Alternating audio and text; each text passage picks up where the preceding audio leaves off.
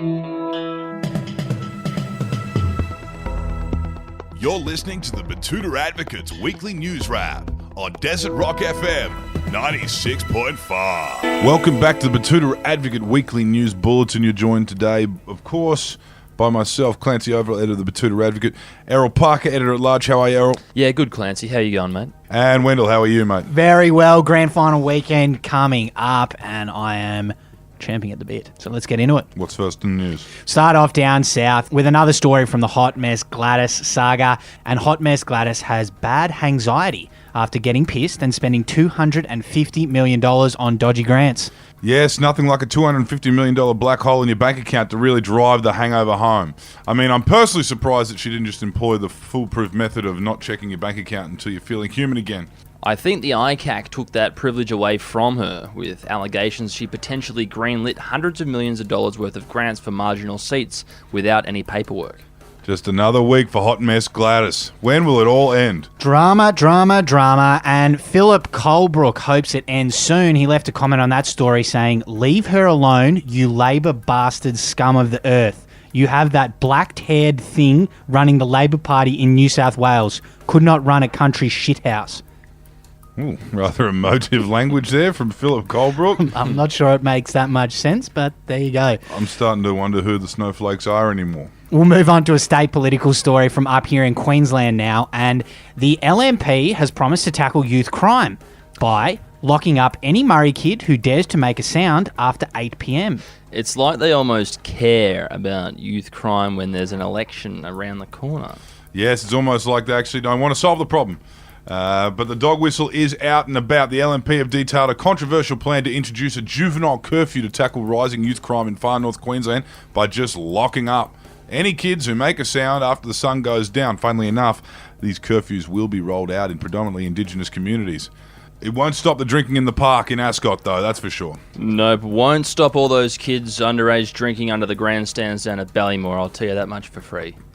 I don't think Deb wants to stop those. And in some national news now, a survey reveals 7 in 10 white people are currently in Byron Bay. Yes, the place is flooded by new locals and aspiring new locals as the nation's white yuppies flock to the northern rivers of New South Wales, or the Northern Shivers, as it's also known, for its strong anti-vax movement. I mean, it does make sense. You do get the international flavour of a European holiday. It costs about the same, so it kind of feels like you do have a real holiday when you go up there. Yeah, you get those valuable grammable shots, and there is heaps of Aussies everywhere you look, so just like Europe. And in a story from here in town now, a Rex pilot has apologised to passengers for repeatedly stalling, as he's not used to driving a Boeing. Yes, the nation's little airline has finally got their hands on a new Boeing 737. Hope it's not an Air Max. This week, in their quest to take on Qantas and the airline formerly known as Virgin, which means for the pilots of Rex, it's going to be a bit of a challenge. Yes, because the Saabs they usually drive are an auto, and these big planes have a heavy clutch and about 28 gears. So any auto drivers know it takes a fair while to get the hang of driving stick if you haven't done so for a while.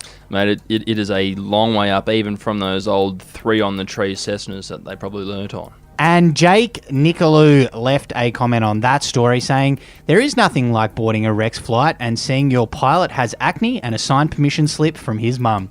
Yeah, well, it reminds me the last time I got on that airline, the pilots didn't even bother shutting the door when they were talking about how pissed they got the night before up the cross, so... The duct tape on the wings always fills you with confidence as well. And in some other local news now, 2 pissed blokes make plans to get pissed again tomorrow.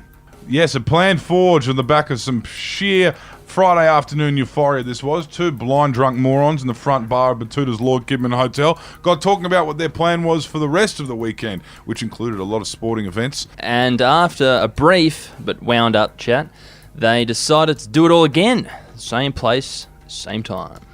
Here we go. The silly season is about to launch into full swing. Yeah, quite troublesome this year with the winter codes being pushed back so late in the year. I feel like there was never any break between finals footy and the spring carnival. Didn't get a breather. It's more of a marathon this year round. Nope, and just when you think it's all over, we've got Test cricket. And the NBL hopefully starting back up soon. Woo! Anyway, that will do us for this week. Thanks for tuning in, and we'll talk to you again in 7 days' time. Until then, bye-bye. Hooroo. I'm Shane Heal.